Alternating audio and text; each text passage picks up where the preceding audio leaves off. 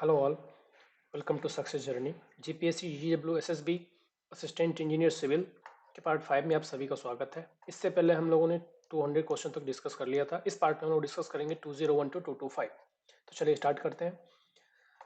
पहला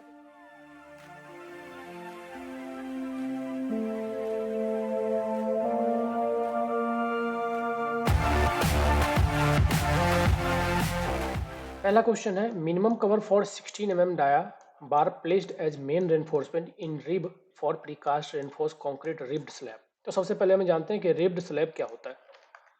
देखिए ये है रिब्ड स्लैब, ठीक है, ये है रिब्ड स्लैब। रिब्ड स्लैब में क्या डिफरेंस है नॉर्मल स्लैब से? रिब्ड स्लैब में प्रीकास्ट मेंबर्स होते हैं जनरली, और ये रिब्स हैं, दीज आर कॉल्ड रिब्स।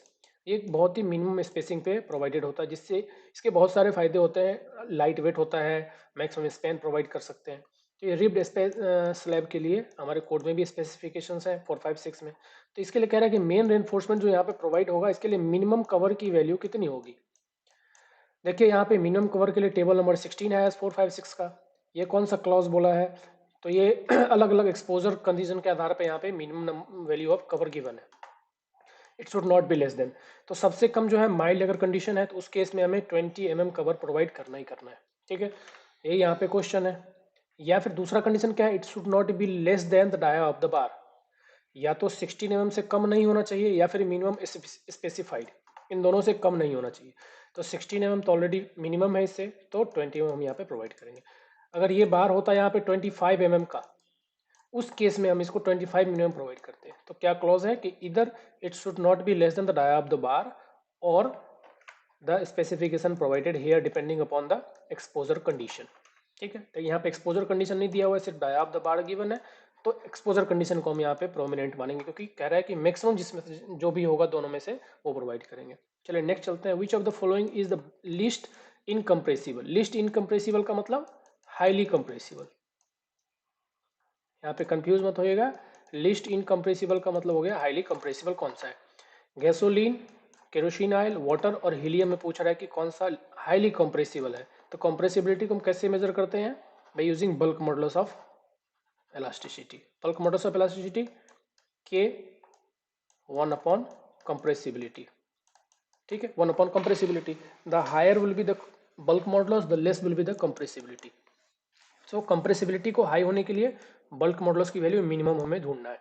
अब सबकी हम के की वैल्यू को देखते हैं कि कौन से मटेरियल की या फिर कौन से सब्सटेंस की इसमें कितनी के की वैल्यू होती है, उससे हमें पता लग जाएगा। तो चलिए, गैसोलीन के लिए गैसोलीन की जो वैल्यू होती है 1.3 इंटू 10⁻⁹ पास्कल, ठीक। दूसरा केरोसिन का 1.43, 1.4 इंटू 10⁻⁹, ये सब की के की वैल्यू है। हीलियम के लिए देखते हैं 1.73 इंटू 10⁻⁵, एंड लास्टली वाटर के लिए 2.19 इंटू 10⁻⁹। तो आप देख सकते हैं इसमें सबसे कम वैल्यू इसकी है, 10⁻⁵ है, बाकी में 10⁻⁹ है। तो लिस्ट विल बी ये के की वैल्यू, इसकी के की वैल्यू लिस्ट है, दैट मीन्स इन्वर्सली प्रोपोर्शनल है। तो कम से कम के की वैल्यू मीन्स हायर कंप्रेसिबल, तो इसलिए हीलियम यहाँ पे आंसर हो जाएगा। नेक्स्ट क्वेश्चन पे चलते हैं। नेक्स्ट क्वेश्चन है, find the ratio of the celerity when surge moving upstream when surge moving downstream if the ratio of the initial velocity of a stream to the velocity of surge is 0.8। सबसे पहले समझते हैं सेलेरिटी क्या होता है।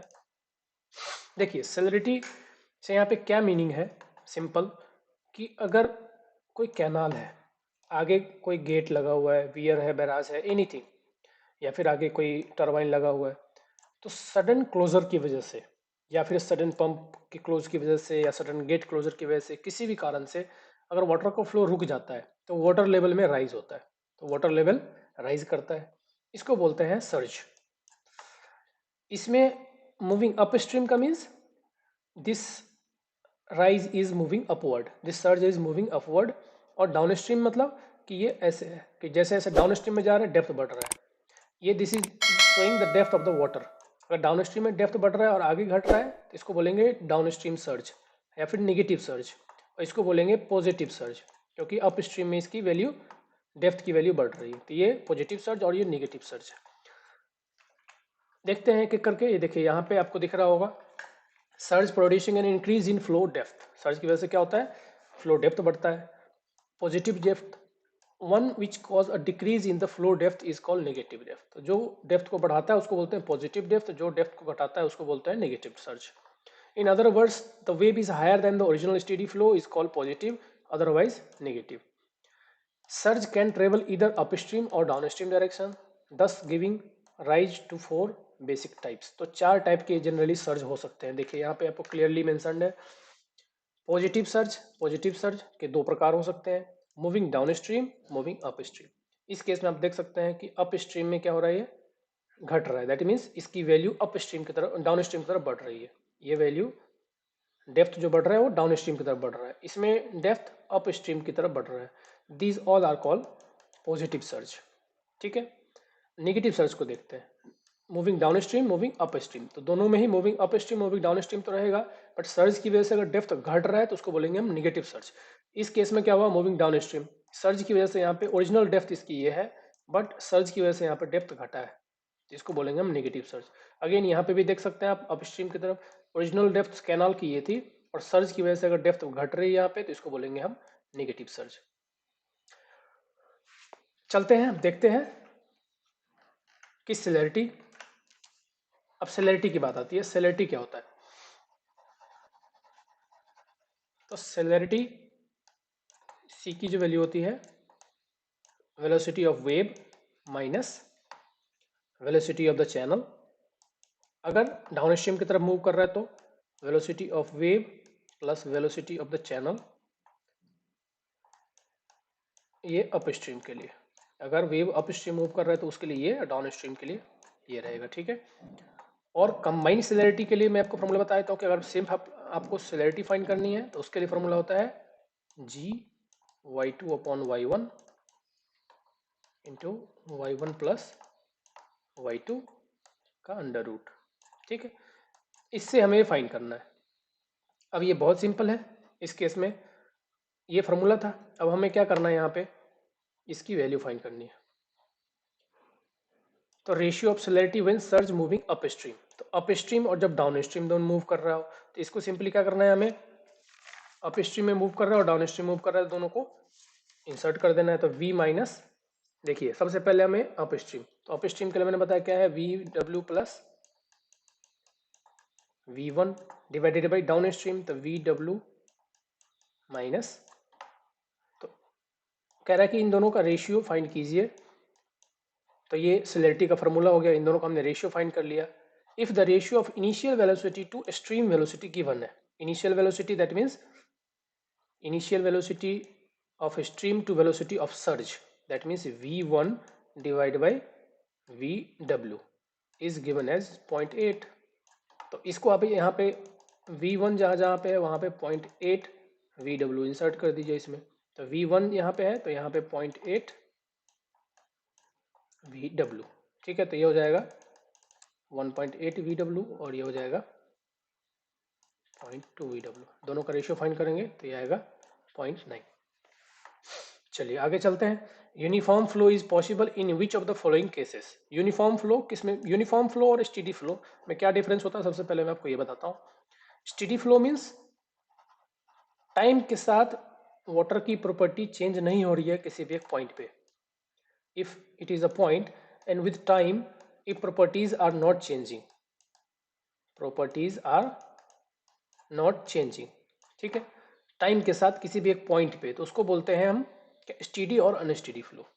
और uniform और non uniform किसको बोलते हैं, कि स्पेस के साथ। तो इसमें टाइम वेरिएबल है, स्पेस कांस्टेंट है। टाइम वेरिएबल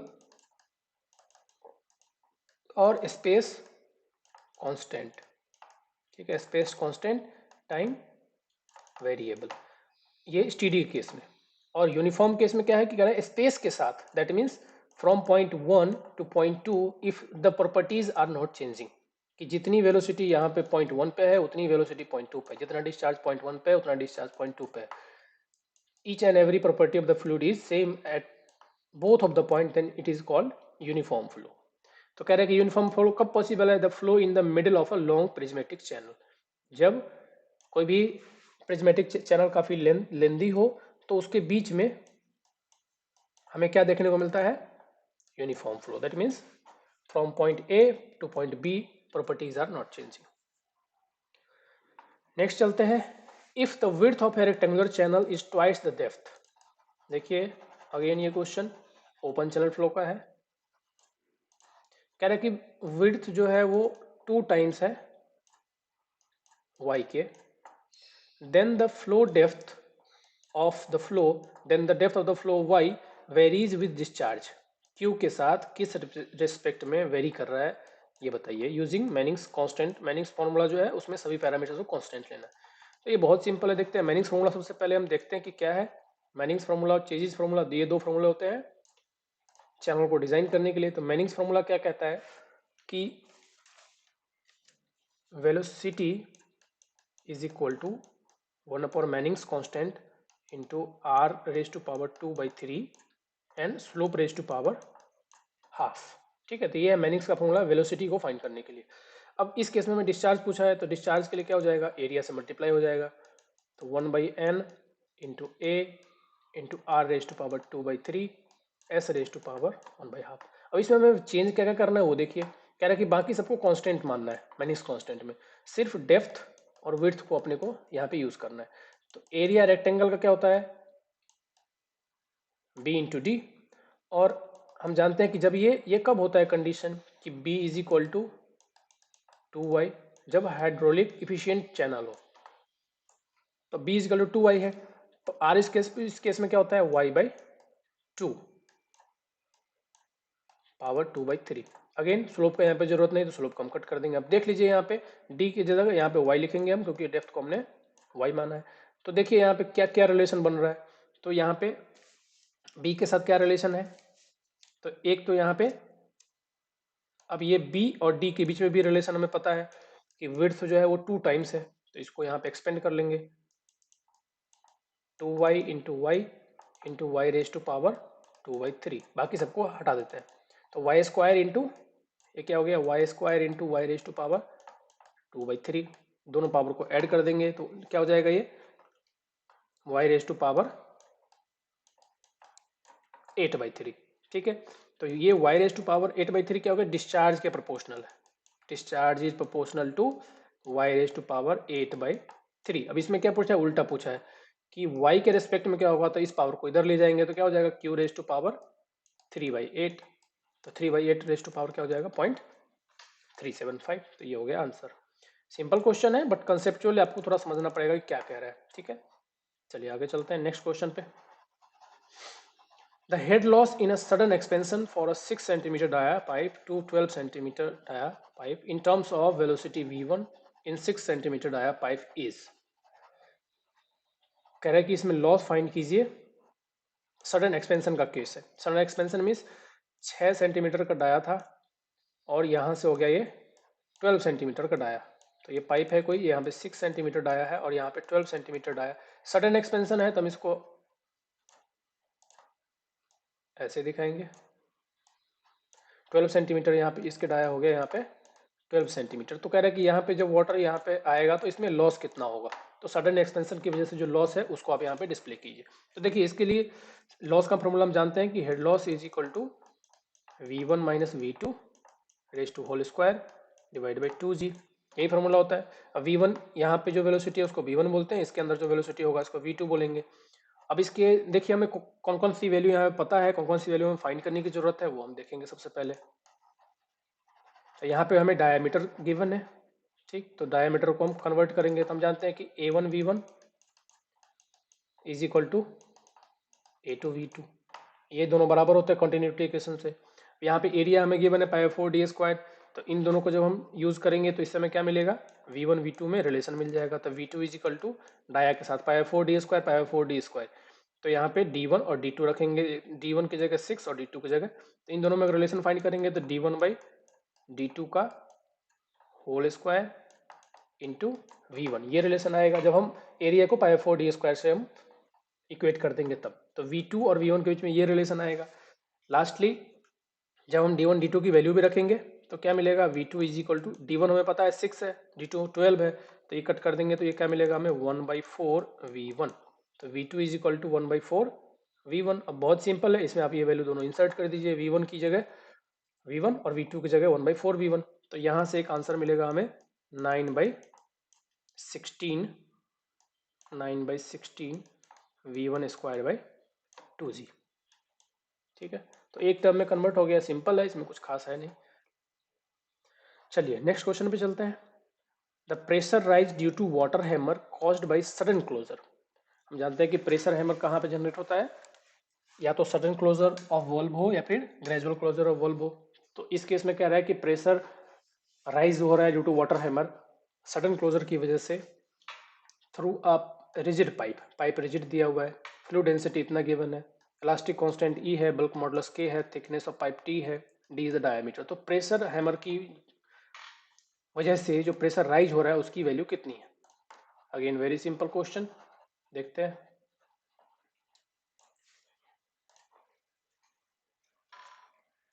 देखिए सडन क्लोजर है, रिजिड पाइप है, तो हम और हमें क्या डेंसिटी गिवन है वाटर का, वाटर या कोई भी फ्लूइड की डेंसिटी 1225 kg/m³।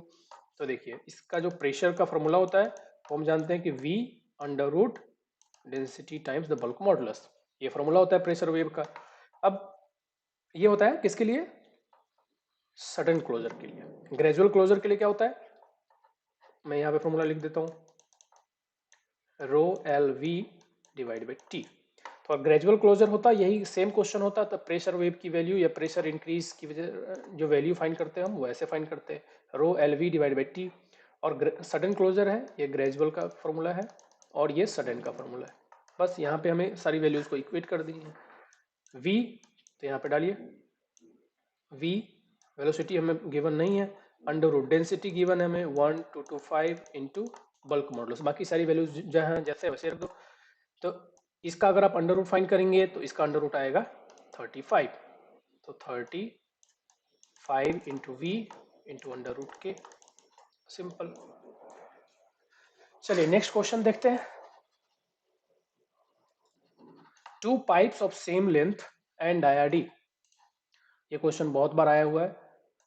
टू पाइप्स, दो पाइप है सेम लेंथ के, एक का डायमीटर डी है दूसरे का डायमीटर 2D है, are connected in series. Series में कैसे कनेक्टेड है, यहाँ पे डायमीटर डी है और यहाँ पे डायमीटर 2D है। The dia of the equivalent pipe, equivalent pipe का डाया पूछा है।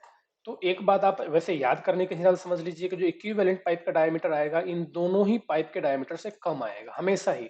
तो कभी कभी भी पूछते हैं विल बी लेस देन, सीधा पूछेगा 2D से कम होगा, डी से कम होगा, या इन दोनों के बीच में होगा, या इन सबसे ज्यादा होगा, ऐसे पूछते हैं। तो वैसे पूछते हैं तो सिंपली आपको यह याद रखना है कि इन दोनों से ही कम होगा, डी से भी कम होगा इक्विवेलेंट पाइप का। इक्विवेलेंट पाइप क्या होता है कि सेम डिस्चार्ज और सेम हेड लॉस के लिए पाइप के डायमीटर को क्या रखना है। इस केस में क्या बोला है, सेम लेंथ, यहाँ पे लेंथ भी सेम रख देनी है हमें। सेम लेंथ के लिए इक्विवेलेंट पाइप जिस जो हेड लॉस को सेम रखे और डिस्चार्ज को भी सेम रहे, तो इक्विवेलेंट पाइप हमें एक ही पाइप बनानी है, उसकी डायमीटर क्या रहेगी, बस इसमें ये पूछा है। देखिए इक्विवेलेंट पाइप का जब भी क्वेश्चन आए, चाहे न्यूमेरिकल आए चाहे थियोरेटिकल क्वेश्चन आए, आपको इक्वेशन याद रखना है, L equivalent divide by D equivalent raise to power 5 is equal to, चाहे जितने भी पाइप का करना हो यहाँ पे L1/D15 प्लस L2/D25 प्लस जितने भी पाइप गिवन है आपको यहाँ पे करते जाइए, ऐड करते जाइए, ये होता है बराबर इक्विवेलेंट पाइप के। तो यहाँ पे D1 की वैल्यू इंसर्ट कीजिए, D1 की वैल्यू D है, D2 की वैल्यू यहाँ पे 2D है, तो एक इक्वेशन में मिलेगा। तो जब आप फाइंड करेंगे इसे तो यहाँ पे D इक्विवेलेंट जो मिलेगा वो कुछ आपको 0.9696 D मिलेगा। आप देख सकते हैं कि ये D से भी कम है, D का भी 0.96 टाइम है। तो एक्यूरेट वैल्यू क्या है कि इससे कम हो गया, एक्यूरेट वैल्यू पूछता है तो आप ये फाइंड कर लो, बट इसको फाइंड करने के लिए आपको सॉल्व करना पड़ेगा रेज टू पावर 5, इसीलिए यहाँ पे वैल्यू नहीं गिवन है, आपको directly less than greater than में क्वेश्चन में आएगा, एमसीक्यू क्वेश्चन में। तो आप यहाँ पे आप सिंपली देख सकते हैं कि ये लेस देन 1.2, या फिर आपसे ये भी पूछ सकता था कि less than D, greater than D 2D, और इन बिटवीन दिस, तो आप सीधा यहाँ पे 1.2D, यहाँ पे ये वैल्यू है 1.2D, बट 1.2 से यहाँ पे कोई मीनिंग नहीं है, ये सिर्फ कंफ्यूज करने के लिए। ठीक है, ग्रेटर देन नहीं, बिटवीन भी नहीं, बिटवीन भी नहीं, सिर्फ लेस देन 1.2D आएगा। चलिए आगे चलते हैं। With increasing aging of pipe, the ratio of maximum velocity to minimum velocity in turbulent flow. Turbulent flow है, turbulent flow कब बोलते हैं पाइप के लिए, जब RE की वैल्यू 4000 से ग्रेटर हो जाए, ठीक है। VD बाई न्यू, ये होता है रेनॉल्ड्स नंबर फाइंड करने का फॉर्मूला, VD बाई न्यू। तो अगर 4000 से ज़्यादा है तो टर्बुलेंट फ्लो, 2000 से कम है तो laminar flow, 2000 to 4000 transition zone. तो कह रहा है कि अगर एजिंग ऑफ पाइप, एज बढ़ रहा है पाइप का, तो ratio of maximum velocity to mean velocity क्या होगा, ये इंक्रीजेस नहीं, ये आएगा डिक्रीजेस। क्योंकि एजिंग के साथ क्या होगा, एजिंग के साथ जब एज बढ़ेगा तो फ्रिक्शन फैक्टर बढ़ेगा, और फ्रिक्शन फैक्टर बढ़ने की वजह से मैक्सिमम वेलोसिटी में रिडक्शन आएगा और मीन वेलोसिटी की वो नज़दीक आता जाएगा। इसलिए इन दोनों का रेशियो क्या होगा, हमेशा घटेगा। यही पे उल्टा अगर पूछा होता mean velocity to maximum velocity, तो ये आता है इंक्रीजेस, तो ये आंसर गलत है, इसमें आएगा आंसर डिक्रीजेस। नेक्स्ट है, in laminar flow through a circular pipe of dia 20 centimetre, maximum velocity is found to be 2 metre per second, the velocity at the radial distance 5 centimetre from the axis of the pipe will be. बहुत simple question है। Laminar flow से कुछ ऐसे points हैं, मैं आपको बताता हूँ जो बहुत ही इंपॉर्टेंट है, एग्जाम में आपसे जरूर पूछे जाते हैं घुमा फिरा के, कभी ये कभी वो। मैं आपको सबको एक एक करके यहाँ पे लिख देता हूँ ताकि आप लोग देख लें कि किस तरह के क्वेश्चन राइज होते हैं लेमिनार फ्लो से। स्पेशली टर्बुलेंस भी पूछे जाते हैं बट लेमिनार फ्लो से देखिए, लेमिनार फ्लो बेसिकली पाइप फ्लो में पूछ रहा है। अगर पाइप फ्लो है, लेमिनार मैंने बताया रेनॉल्ड्स नंबर की वैल्यू 2000 से कम है, ठीक है। ये पाइप में यहाँ पे वाटर ऐसे फ्लो कर रहा है। तो देखिए सिंपल वेलोसिटी प्रोफाइल जो होता है, वेलोसिटी प्रोफाइल का फॉर्मूला क्या होता है, या वेलोसिटी फाइंड करना हो तो 1/4 mu minus del P upon del X R square minus R square. So this is the formula to find the velocity at a point. तो किसी भी पॉइंट पे आप देख सकते हैं इसमें वेरिएशन जो है वो सब, बाकी सब तो कांस्टेंट है, सिर्फ ये पैराबोलिक है। तो वेलोसिटी प्रोफाइल कैसा बनेगा, parabolic. That means velocity at the centre is maximum, whereas velocity at the centre at the ends is minimum और जीरो यू कैन से। और ये यहाँ पे क्या होता है, बाउंड्री लेयर के इफेक्ट की वजह से। तो ये हो गया वेलोसिटी फाइंड करने का। इसी में अगर आप मैक्सिमम के साथ में अगर रिलेशन बनाएंगे तो U max into 1 minus R square upon R square. यहाँ पे स्मॉल आर क्या है, मैक्सिमम आर क्या है, जो कैपिटल आर है वो तो रेडियस है पाइप का, और स्मॉल आर है वो पॉइंट का रेडियस जिस पॉइंट पे आप फाइंड करना चाहते हैं वेलोसिटी, कहाँ से, सेंटर से, ठीक है।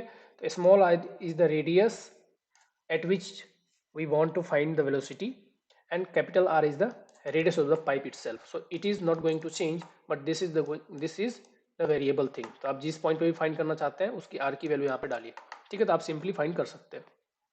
तो जैसे कि इस केस में पूछा है, यहाँ पे ये स्मॉल r की वैल्यू है, यहाँ पे स्मॉल r की वैल्यू गिवन है, laminar flow through circular pipe diameter dia given है आपको, तो इससे आपको रेडियस मिल जाएगा 10 centimetre. Maximum velocity is found, maximum velocity given है, तो आपको यू मैक्स की वैल्यू गिवन है। यू मैक्स की वैल्यू कितनी है यहाँ पे, 2 metre per second, 1 minus small R square. तो स्मॉल कितना है यहाँ पे, अभी यह 5 सेंटीमीटर है तो इसको आप मीटर में चेंज कर लीजिए, तो 0.05 का square divide by radius, diameter कितना दिया हुआ है, रेडियस है कैपिटल यहाँ पे 20, तो इसका हो जाएगा 10। जब आप इसको फाइंड करेंगे तो ये आंसर मिलेगा आपको समथिंग 1.5, यहाँ पे आंसर मिलेगा आपको 1.5 मीटर, ठीक है। तो ये सिंपल है, इसमें कुछ है नहीं। शियर स्ट्रेस का डिस्ट्रीब्यूशन कैसा होता है इसमें अगर पूछता है तो, शियर स्ट्रेस का डिस्ट्रीब्यूशन इस प्रकार से होता है। इसका फॉर्मूला क्या होता है शियर स्ट्रेस का, -r/2 into del P by del X. Minus मतलब जिस डायरेक्शन में बढ़ रहा है उस डायरेक्शन में घट रहा है, increase decreasing towards the upstream side. तो यहाँ पे देख सकते हैं डायरेक्टली प्रोपोर्शनल है आर के, पावर 1 है इसलिए लीनियरली है, यहाँ पे आर का पावर 2 था इसलिए ये पैराबोलिक था। So shear stress is maximum at the ends and zero at the centre. ठीक, चलिए आगे चलते हैं नेक्स्ट क्वेश्चन पे।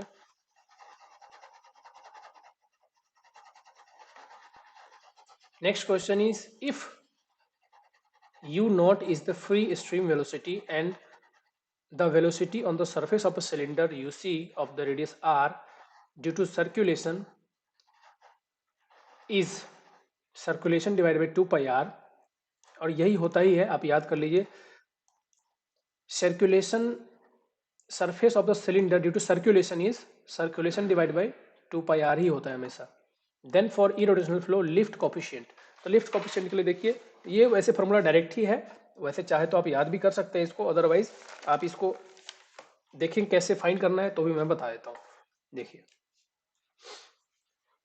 लिफ्ट कोफिशिएंट की वैल्यू एफ एल, जो टोटल अगर force due to lift force की अगर बात करें तो coefficient of lift L D into rho U nought square, ये u है स्ट्रीम वेलोसिटी, डिवाइड बाई 2 होता है, ये होता है सिंपल केस में। और यही अगर इरोटेशनल फ्लो के लिए हम बात करें तो ये होता है L into rho U not times circular, ठीक है, सर्कुलेशन, ये फॉर्मूला होता है। जब आप इसको पुट करेंगे यहाँ पे हमें फाइंड क्या करना है, यहाँ पे CL लिफ्ट कोफिशिएंट फाइंड करना है, तो CL की वैल्यू जब इसको फाइंड करेंगे तो CL की वैल्यू क्या हो जाएगा, FL divide by LD rho U nought square. यहाँ पे FL की जगह हमें क्या रखना है, ये वैल्यू इंसर्ट कर देनी खाली, ठीक है, जो कट कुट के मिलेगा लास्ट में वो हमें आंसर मिलेगा, 2 pi into U C divide by U nought मिलेगा। तो इस तरह से आप सिंपली अगर आपको फाइंड करना है तो आप इस तरीके से फाइंड भी कर सकते हैं, तो 2 pi u c upon u naught. अगर आप भूल जाएं तो आप यहाँ से फाइंड भी कर सकते हैं कि कैसे आता है, सिंपली आपको एफ एल की वैल्यू यहाँ से डालनी है, जो कट रहा है उसको काट दो, लास्ट में आपको ये U C divide by U nought मिलेगा, ठीक है। तो चलिए आगे चलते हैं नेक्स्ट क्वेश्चन पे।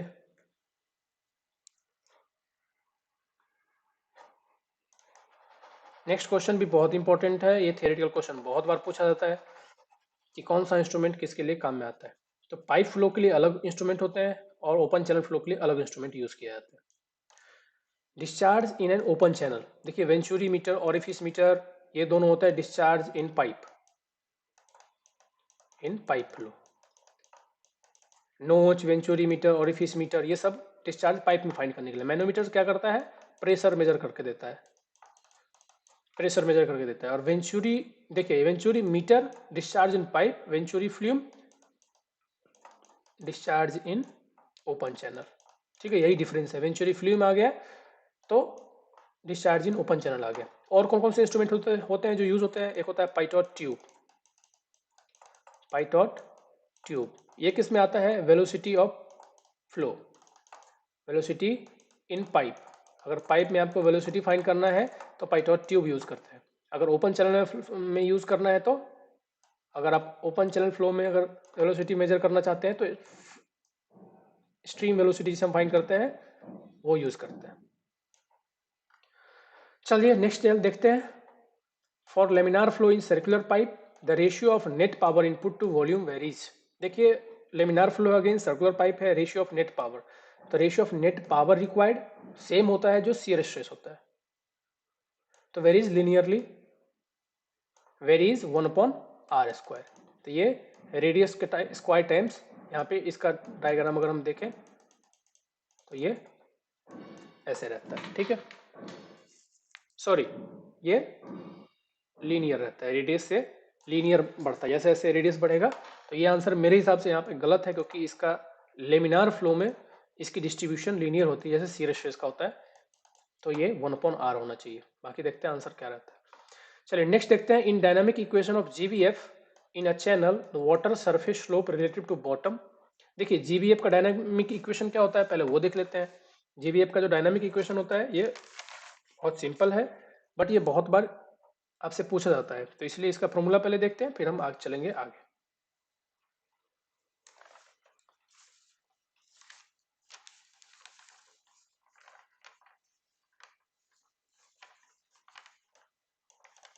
ये फॉर्मूला होता है dy by D X S nought divide by S F 1 minus Q square T divide by G A Q, या फिर इसको सिंपल में अगर हम सिंप्लीफाइड करके लिखें तो S naught by S F divide by 1 minus F R square, Froude number का स्क्वायर। तो यहाँ पे आपको D Y by D X की वैल्यू गिवन है, water surface slope related to bottom, तो D Y by D X कितना given है 0.01, एस नॉट की वैल्यू गिवन है 0.025, एस एफ की वैल्यू गिवन है 0.020। मैं बताता हूँ सब कुछ कि इसमें से कौन सा स्लोप क्या कहलाता है, और 1 माइनस एफ आर स्क्वायर में से एफ आर की वैल्यू पूछा है। तो सिंपल है, इसको आप यहाँ से माइनस करके इससे डिवाइड कर दीजिए और फिर लास्ट में अंडर रूट फाइंड कर लीजिए, तो ये मिलेगा आंसर आपको। जब आप इसे फाइंड करेंगे तो 0.707। चलिए एक बार हम लोग देखते हैं कि कौन सा इसमें क्या लीड करता है। देखिए ये है वेलोसिटी प्रोफाइल, चैनल का बेड, ये स्लोप जो है वो एस नॉट कहलाता है, चैनल के बेड का स्लोप एस नॉट कहलाता है। डेटम से इसकी हाइट जेड कहलाता है, डेटम हाइट जिसे कहते हैं। वाटर का जो सरफेस है इसे वाटर सरफेस कहते हैं, वाटर सरफेस। और इसमें अगर हम we square by 2g add कर दें, वेलोसिटी हेड को ऐड कर दें, तो जो प्रोफाइल में मिलता है उसको बोलते हैं एनर्जी लाइन, इसे हम एस एफ से डिनोट करते हैं। तो अभी वाले इक्वेशन में एस नॉट की वैल्यू मतलब बेड स्लोप था, एस एफ मतलब एनर्जी का स्लोप, एनर्जी लाइन का स्लोप था एस एफ, ठीक है। और D Y by D X क्या था, इसका स्लोप कितना है, दैट मीन्स दिस स्लोप, ये जो स्लोप दिख रहा है थीटा, ये था D Y by D X, ठीक है। चलिए और कुछ मैं आपको लेमिनार वाटर फ्लो के लिए कुछ जो इंपॉर्टेंट पॉइंट्स हैं जो एग्जाम में पूछे जाते हैं वो आपको मैं यहाँ पे बताता हूँ, जो एग्जाम में बहुत बार पूछे गए हैं लेमिनार फ्लो से। तो चलिए एक एक करके देखते हैं पहले और क्या क्या क्वेश्चंस लेमिनार फ्लो से पूछे जाते हैं एग्जामिनेशन में। देखिए सबसे पहले तो हमें क्या जानना है कि point where which local velocity is equal to mean velocity. तो क्या पूछता है कि लोकल वेलोसिटी लेमिनार फ्लो के लिए, याद रखिए हम किसके लिए बात कर रहे हैं, लेमिनार फ्लो के लिए। लेमिनार फ्लो से बहुत क्वेश्चन आते हैं और बहुत बार आता है लेमिनार फ्लो।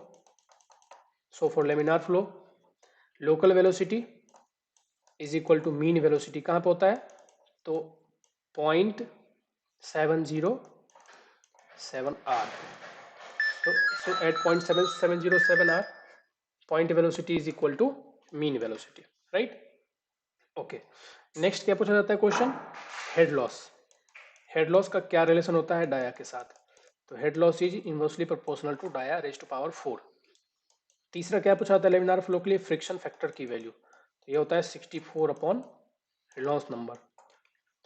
ये सब क्वेश्चन बहुत इंपॉर्टेंट है, लेमिनार फ्लो से ये सब क्वेश्चन पूछे जाते हैं। पहला क्या पूछा, point where local velocity is equal to mean velocity, तो 0.707 आर पे head loss is inversely proportional to dia raised to power 4, friction factor की value 64 upon Reynolds number. So इस केस में फ्रिक्शन फैक्टर की वैल्यू में एक और question बनता है कि friction factor is only dependent upon, तो रेनॉल्ड्स नंबर ओनली आएगा। इसमें पाइप की मटेरियल, पाइप की प्रॉपर्टी से यहाँ पे कोई रिलेशन नहीं है। Friction factor is only dependent upon Reynolds number in case of laminar flow, ठीक है। चलिए आगे देखते हैं। बाकी तो हमने डिस्कस कर ही लिया था, शियर स्ट्रेस का डिस्ट्रीब्यूशन डायग्राम या फिर वेलोसिटी का डिस्ट्रीब्यूशन डायग्राम का फॉर्मूला हमने देख ही लिया था। चलिए नेक्स्ट क्वेश्चन पे चलते हैं, 5215 पे। At the end of the 2 dimensional water tank has a shape of quadrant, कह रहा है कि क्वाड्रेंट का शेप है सर्कल का, रेडियस 2.5 है, इसकी रेडियस 2.5 मीटर है। When the tank is full, vertical component of the force per unit length on a curved surface will be। देखिए इससे थियोरेटिकल क्वेश्चन भी पूछा जाता है और न्यूमेरिकल क्वेश्चन भी पूछा जाता है, जैसे कि यहाँ पूछा गया था। पहले इसे कंसेप्ट को थोड़ा डिस्कस कर लेते हैं।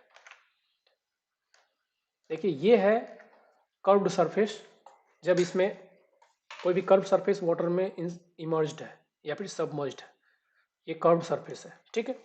तो इसमें हॉरिजॉन्टल कंपोनेंट और वर्टिकल कंपोनेंट पे क्वेश्चंस पूछे जाते हैं एग्जामिनेशन में। तो देखते हैं दोनों कंपोनेंट को। ये इसके ऊपर वाटर है, अब वाटर के ऊपर ये दो कंपोनेंट लगेगा, एक तो हॉरिजॉन्टल कंपोनेंट होगा और एक वर्टिकल कंपोनेंट होगा। तो देखिए दोनों का डेफिनेशन यहाँ पे दिया, तो डेफिनेशन भी पूछ लिया जाता है कई बार। तो हॉरिजॉन्टल कंपोनेंट किसके बराबर होता है, total pressure on the projected area of the curved surface on the vertical plane, the trace of which represented CD। तो यहाँ पे हॉरिजॉन्टल कंपोनेंट किसके बराबर होता है कि projected area same vertical plane में अगर हम करें तो इस पे जो प्रेशर लगेगा ये होता है हॉरिजॉन्टल कंपोनेंट के बराबर, ठीक है। और वर्टिकल कंपोनेंट किसके बराबर होता है? The weight of the liquid content in the portion extending vertically above the curved surface. Vertical component किसके बराबर होगा? कि इसमें जितना वॉल्यूम फील्ड है उसका वेट जितना है उसको हम बोलेंगे वर्टिकल कंपोनेंट। हॉरिजॉन्टल कंपोनेंट में इसकी प्रोजेक्शन को इस एरिया को हम प्रोजेक्ट करेंगे वर्टिकल प्लेन पे, और जो फोर्स लगेगा यहाँ पे ये होगा हॉरिजॉन्टल फोर्स। और वर्टिकल फोर्स किसके बराबर होगा? Total weight of the liquid in this area. तो एरिया क्या होता है क्वार्टर का? पाई आर स्क्वायर होता है टोटल सर्कल का एरिया, क्वार्टर है डिवाइड बाई 4, तो ये हो गया इसका एरिया।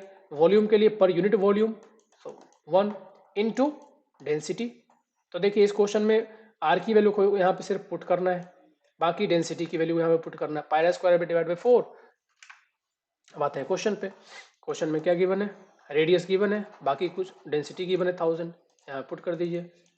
पाई आर कितना है 2.5, तो 2.5 का square pi R square divide by 4। This is the area of the quarter per unit width into 1000 it will give you 4904.06.3 kilogram force. Kilogram force means KG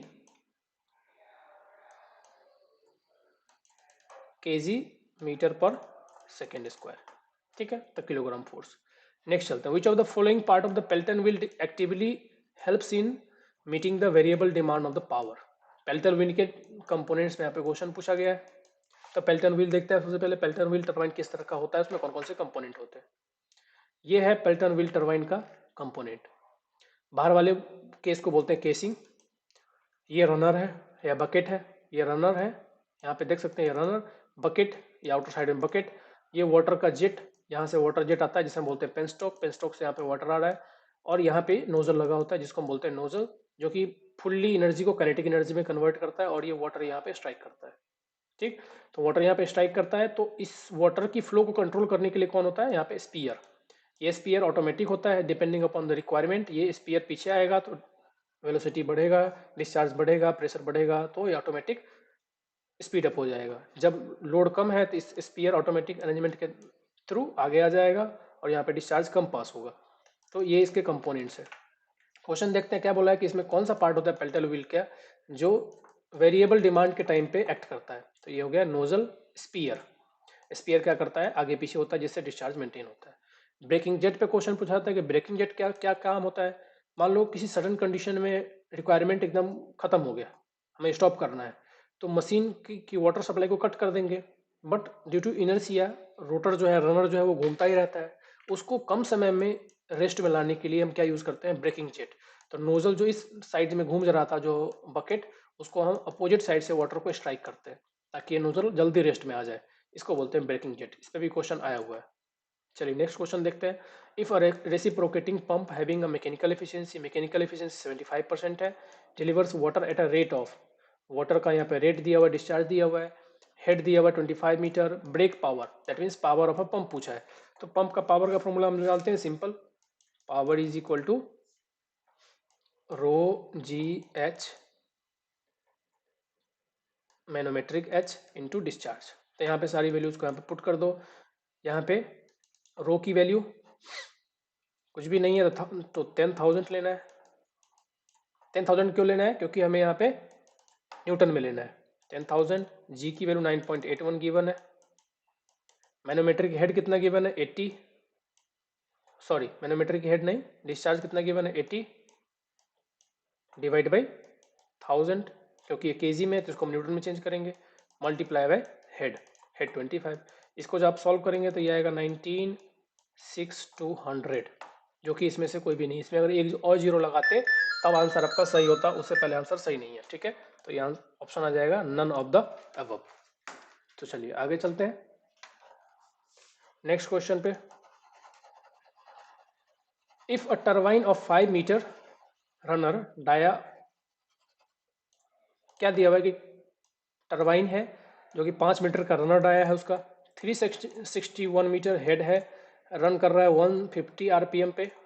speed कह रहा है कि geometrical similar turbine का क्या होगा अगर runner का dia 1 metre है और हेड 81 मीटर है। तो ज्योमेट्रिकली सिमिलर क्या होता है कि जब हम किसी टरबाइन को बनाने से पहले उसकी टेस्टिंग करते हैं, तो ज्योमेट्रिकल सिमिलर टरबाइन में ज्योमेट्रिकली सिमिलरिटी में क्या क्या सिमिलरिटी हमें मेंटेन करनी है। तो हम जानते हैं इसके लिए क्या फॉर्मूला होता है, इसके लिए फॉर्मूला जो होता है N1 D1 under root H1 is equal to N2 D2 under root H2। बस ये प्रोटोटाइप का है और ये एक्चुअल का है। तो प्रोटोटाइप और मॉडल का दोनों का आप यहाँ पे रेशियो फाइंड कीजिए। तो N1 एक का दिया हुआ है, तो N1 कितना है 150 into 5 divide by under root 361 is equal to N2 हमें फाइंड करना है, दूसरे का डायमीटर 1 दिया हुआ है इंटू अंडर रूट 81। सबको कट करने के बाद यहाँ पे आपको N2 मिलेगा। तो N2 क्या आएगा 355.26। तो 355 इज द राइट आंसर। चलिए नेक्स्ट क्वेश्चन देखते हैं।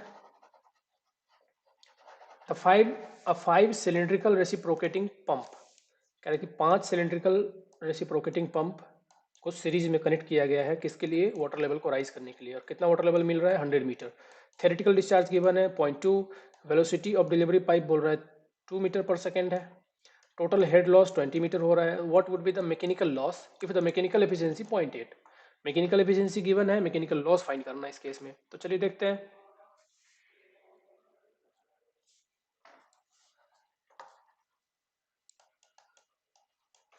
देखिए मैकेनिकल इफिशिएंसी का फॉर्मूला क्या होता है, head imparted to water, head to water, water को कितना हेड पहुंचाया जा रहा है बाई इम्पेलर, जो इम्पेलर है वो वाटर में कितना हेड को इंक्रीज कर रहा है उसका, और शाफ्ट पावर, शाफ्ट को कितना पावर हम दे रहे हैं, इन दोनों की इफिशिएंसी को क्या बोलते हैं, मैकेनिकल इफिशिएंसी।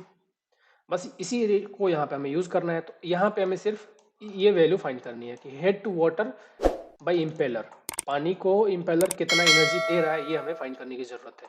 तो इसके लिए क्या होता है 100, अभी देखते हैं, प्लस 2 का square divide by 2g, 2 into 9.81 plus 20। तो हेड जो वाटर पानी को मिलेगा इम्पेलर के द्वारा वो किसके बराबर में होगा, जितना लेवल राइज हो रहा है वो प्लस जितना हेड लॉस हो रहा है वो। तो यहाँ पे हेड लॉस दे रहा है 20 मीटर, तो इसको जो एनर्जी मिल रही है वो 20 मीटर प्लस में जितना वाटर लेवल राइज हो रहा है वो प्लस वेलोसिटी हेड, ठीक है, plus we square by 2g जितना डिलीवरी पाइप में वेलोसिटी है। तो वेलोसिटी हेड इन सबको ऐड करेंगे तो हमें क्या मिलेगा, head to water by impeller, पानी को कितना हेड मिल रहा है इम्पेलर से, राइज कितना मिल रहा है उसको, कितना एनर्जी मिल रहा है बेसिकली। तो ये हमें मिल रहा है 120.20 मीटर, ठीक है। तो एक रेशियो तो हमें मिल गया। अब इसकी वैल्यू को हम इंसर्ट कर देंगे 120.20, इफिशिएंसी के फॉर्मूले में इसको हम इंसर्ट कर देंगे। इफिशिएंसी कितना गिवन है 0.8, तो 0.8 is equal to 120.20 divide by shaft power. तो साफ्ट पावर यहाँ पे, तो साफ्ट पावर यहाँ से हम फाइंड कर लेंगे। तो साफ्ट पावर हो जाएगा 150 माइनस 150.25। अब यहाँ पे क्या पूछा है मैकेनिकल लॉस, तो साफ्ट पावर से माइनस कर देंगे किसको, mechanical loss is equal to shaft power minus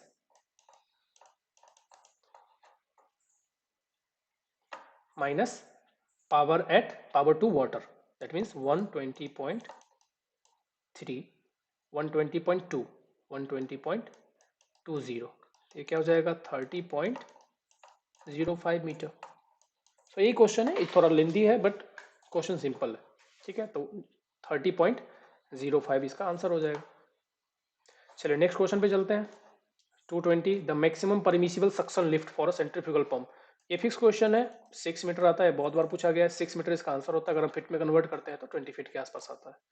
according to recommendation of IS 4987 how many rain gauge would be required for this much kilometre hilly areas. देखिए ये क्वेश्चन बहुत बार पूछा जाता है कि कितने number of rain gauges required होते हैं प्लेन एरिया में, हिल एरियाज में, हर एक एरियाज के लिए अलग अलग। तो मैं आपको बताता हूँ प्लेन के लिए कितना होता है 520 किलोमीटर स्क्वायर एरिया के लिए 1 रेन गेज जरूरत होता है। और एवरेज एलिवेशन अगर 1000 मीटर तक है, एवरेज एलिवेशन 1000 मीटर तक है तो 260 टू 390 किलोमीटर में एक रेन गेज जरूरत होता है। तो या तो क्वेश्चन में प्लेन के लिए पूछा जाता है कि 520 में कितने में एक रेन गेज प्रोवाइड करते हैं प्लेन एरियाज में, तो 520 किलोमीटर स्क्वायर में एक रेन गेज प्रोवाइड होता है। और हिली एरियाज या फिर काफ़ी स्टीप एरिया हो, हिली और स्टीप के लिए 130 किलोमीटर स्क्वायर। ठीक है, तो 130 किलोमीटर स्क्वायर में एक रेन गेज प्रोवाइड करेंगे। और इसमें कितना पूछा है 1170, तो 1170 डिवाइड बाई 130, ये आ जाएगा डायरेक्ट आंसर 9। अगर यहीं पे प्लेन एरिया होता तो 170 डिवाइड बाई 520 करते। तो ये वैल्यूज भी कई बार पूछी जाती है एग्जाम में, इसलिए इंपॉर्टेंट है। नेक्स्ट क्वेश्चन देखते हैं। If the ratio of electrical conductivity of irrigation water to leached water is 0.25, then what would be the leaching requirement. Leaching क्या होता है? लीचिंग रिक्वायरमेंट, एक बार जो वाटर को हमने रिक्लेम कर दिया, सॉल्टी वाटर हो गया था, उसको हमने रिक्लेम कर दिया, उसके बाद वो फिर से रिक्लेम मतलब फिर से सॉल्टी ना हो जाए, उस सॉइल के लिए हम क्या करते हैं, जितनी वाटर की रिक्वायरमेंट है क्रॉप के लिए उससे ज़्यादा वाटर सप्लाई करते हैं, ताकि जो भी सॉल्ट हो वो वाटर इतना अंदर तक पेंट्रेट हो कि वो जितना भी सॉल्ट अभी अंदर है वो सबको लीच आउट कर दे, या तो ग्राउंड वाटर में या फिर ड्रेन के थ्रू साइड में लीच आउट कर दे, उसको बोलते हैं leaching requirement. So after reclamation इस वाटर की रिक्वायरमेंट पड़ती है, इसको बोलते हैं लीचिंग रिक्वायरमेंट। तो लीचिंग रिक्वायरमेंट का रेशियो होता है, ये लीचिंग रिक्वायरमेंट का ही फॉर्मूला होता है, of electrical conductivity of EC of leached water, EC of irrigated water।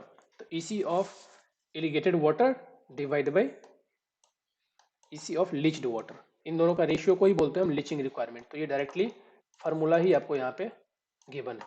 ठीक है, 0.25, ये डायरेक्टली फार्मूला ही गिवन है, जो रेशियो गिवन है ये फार्मूला ही होता है लीचिंग रिक्वायरमेंट का, कि electrical connectivity of irrigation water, जो कैनाल वाटर है वो, to electrical conductivity of leached water, it is the ratio of, it is the formula of leaching requirement। so 0.25 directly यहाँ पे आंसर हो गया। which of the following are the Indian standards stilling basin with sloping apron। देखिए sloping apron या फिर horizontal apron कब use करते हैं? स्टीलिंग बेसिन पहले होता क्या है, स्टीलिंग बेसिन वाटर की एनर्जी को डिसिपेट करने के लिए काम आता है, जैसे कि हाइड्रोलिक जंप होता है, तो हाइड्रोलिक जंप स्टीलिंग बेसिन कहाँ पे यूज करते हैं? डैम के या वियर के डाउनस्ट्रीम साइड में, जहाँ पे वाटर की एनर्जी को डिसिपेट करनी है। इसके लिए सबसे पहले हम जानते हैं कि आईएस कोड कौन सा है। इसके लिए आईएस कोड है 4997 इस कोड में सब गिवन है कि कौन सा आईएस स्टीलिंग बेसिन आपको यूज करना है इंडियन स्टैंडर्ड का। देखिए स्टीलिंग बेसिन का टाइप 1 और टाइप 2 हॉरिजॉन्टल एप्रॉन के साथ प्रोवाइड होता है, हॉरिजॉन्टल एप्रॉन के साथ प्रोवाइड होता है। और टाइप 1 कब यूज होगा? जब एफ आर की वैल्यू लेस देन 4.5 होगी। अगर एफ आर की वैल्यू ग्रेटर देन 4.5 है तो स्टीलिंग बेसिन टाइप 2 यूज करेंगे। ये टाइप 1 के लिए है, ये टाइप 2 के लिए है। टाइप 3 और टाइप 4 कब यूज करते हैं? जब एक्सेसिव डेप्थ है और काफ़ी हैवी एफ आर की वैल्यू काफ़ी हाई है, उस टाइम में हम यूज करते हैं। और उस समय जो एप्रन होता है वो कैसा होता है? Sloping apron. ये कैसा दिखता है मैं आपको एक बार पिक्चर दिखाता हूँ।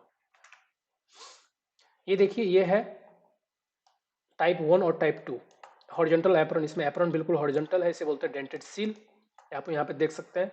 इसे बोलते हैं सूट ब्लॉक, इसे बोलते हैं बेसिन ब्लॉक। तो ये सब क्या है? Basin block. ये क्या है? And seal.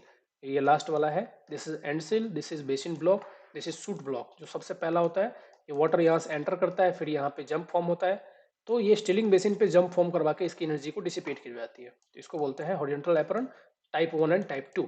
टाइप 1 कब यूज करते हैं? मैंने अभी बताया 4.5 से एफ आर की वैल्यू कम हो, एफ आर की वैल्यू 4.5 से ज़्यादा हो तो टाइप 2 यूज करेंगे। टाइप 3 और टाइप 4 कब में? देखिए ये स्लोपिंग एप्रन है। इन दोनों में क्या था? हॉरिजॉन्टल एप्रन था, इसमें स्लोपिंग एप्रन। एंड सील यहाँ पे रहेगा, तो वाटर की जंप यहाँ से प्रोवाइड हो जाएगी, लेकिन इसमें एप्रन भी कैसा रहता है? स्लोपिंग। तो इन दोनों में हम स्लोपिंग एप्रन प्रोवाइड करते हैं। आप देख सकते हैं यहाँ पे basin 3 is recommended for the case where tail water curve is higher than the D2 curve at all discharge. तो क्वेश्चन में ये भी पूछ सकता है आपसे, ये क्लॉज नंबर 5.2 है 5.2.1 IS 4997 में, कि स्टीलिंग बेसिन 3 कब यूज करते हैं? जब टेल वाटर कर्व ज्यादा हो D2 कर्व से सभी डिस्चार्ज की वैल्यूज के लिए। बेसिन 4 कब यूज करना है? जब tail water depth at the maximum discharge exceeds D2 considerably but is equal to और slightly greater than the DS at lower discharge. तो लोअर, अगर इसमें क्या होगा, अगर दोनों सभी डिस्चार्ज के लिए सेम है या फिर हायर है D2 से, टेल वाटर कर्व, तो हम D3 यूज़ करेंगे। बट इस केस में क्या है कि हायर डिस्चार्ज के लिए ज़्यादा है, लोअर डिस्चार्ज के लिए कम है या बराबर है, उस केस में हम बेसिन 4 यूज़ करेंगे। चलते हैं नेक्स्ट क्वेश्चन पे। Water logging occurs when water table is, water logging कब बोलते हैं? जब कैपिलरी फ्रिंज में वाटर की वैल्यू पहुंच जाता है और सफिशिएंट एयर के लिए सर्कुलेशन का जगह नहीं बचता है। दैट मीन्स एयर वॉइड्स थे वो कंप्लीटली फिल्ड हो गए वाटर के द्वारा, तो कैपिलरी फ्रिंज में जब वाटर फिल हो जाता है उसको बोलते हैं कि वाटर लॉगिंग हो गया। तो up to the root zone of crop, इसमें कोई डेप्थ का डेफिनेशन नहीं है। Last question of this video, Garrett diagram is use to, Garrett diagram किसके लिए काम आता है? गैरेट डायग्राम का मेन यूज क्या है? गैरेट डायग्राम ये है गैरेट डायग्राम, ठीक है। मैं अभी आता हूँ इस पर फिर से। Garrett diagram basically it is the graphical solution of Kennedy's theory. Kennedy's theory, Kennedy theory किसके लिए है? चैनल की डिजाइनिंग के लिए, चैनल की को डिजाइन करने के लिए। बट कनेडीज थ्योरम में बहुत लेंदी प्रोसेस होता है, ट्रायल एंड एरर मेथड होता है, जिस जब जाके हम फाइंड करते हैं कि कौन सा ऐसा डेप्थ होगा जिसके लिए क्रिटिकल वेलोसिटी होगी, जिसके लिए सॉइल या फिर सेडिमेंट जो है वो हमेशा सस्पेंशन में रहेगा, ना ही सिल्टिंग होगी ना ही स्कोरिंग होगा। तो बहुत ही ट्रायल एंड एरर मेथड के बाद क्रिटिकल वेलोसिटी फाइंड होती है और उसके रिस्पेक्ट में हम एक्चुअल वेलोसिटी को प्रोवाइड करते हैं। इसको इजीली सॉल्व करने के कनेडी ने एक ग्राफिकल सॉल्यूशन दिया। किसने? गैरेट ने। तो it is a graphical solution of Kennedy's theory to design a channel, ठीक है। अब इसके लिए यह है गैरेट डायग्राम। इसमें आप इससे ये भी पूछा जाता है कि एक्स एक्सिस पे क्या होता है और वाई एक्सिस पे क्या होता है। तो इसमें एक्स एक्सिस पे होता है डिस्चार्ज इन क्यूमेक, और वाई एक्सिस में दो तरफ होता है, लेफ्ट साइड में और राइट साइड में अलग अलग चीज होता है। तो आप इसमें ये भी याद रखें कि लेफ्ट हैंड साइड में क्या होता है और राइट हैंड साइड में क्या होता है। तो वाई एक्सिस के लेफ्ट हैंड साइड में स्लोप होता है, इस तरफ को होता है स्लोप, लेफ्ट हैंड साइड में स्लोप, और राइट हैंड साइड में डेप्थ, डेप्थ और क्रिटिकल वेलोसिटी। ये क्रिटिकल वेलोसिटी है और इसमें एक डेप्थ भी होता है, ठीक है। तो इस क्वेश्चन में ये भी पूछा जाता है कई बार कि एक्स एक्सिस पे क्या है, तो डिस्चार्ज है। वाई एक्सिस पे लेफ्ट हैंड साइड में दैट मीन्स प्राइमरी एक्सिस पे स्लोप है, और सेकेंडरी एक्सिस पे डेप्थ एंड क्रिटिकल वेलोसिटी दोनों गिवन है, ठीक है। तो ये आपको गैरेट डायग्राम आपको इस तरह का दिखता है। इससे हम क्या फाइंड करते हैं? क्रिटिकल डेप्थ फाइंड करते हैं, एक्चुअल डेप्थ फाइंड करते, critical velocity, actual depth and slope find करते हैं फॉर अ गिवन डिस्चार्ज, ठीक है। तो ये इसका आंसर है design channel. Garrett diagram is use to design channel, it is based on Kennedy and Kutter's formula, ठीक है। चलिए, thank you all, thanks for the watching. Next video मिलते हैं हम लोग नेक्स्ट पार्ट में। Thank you all.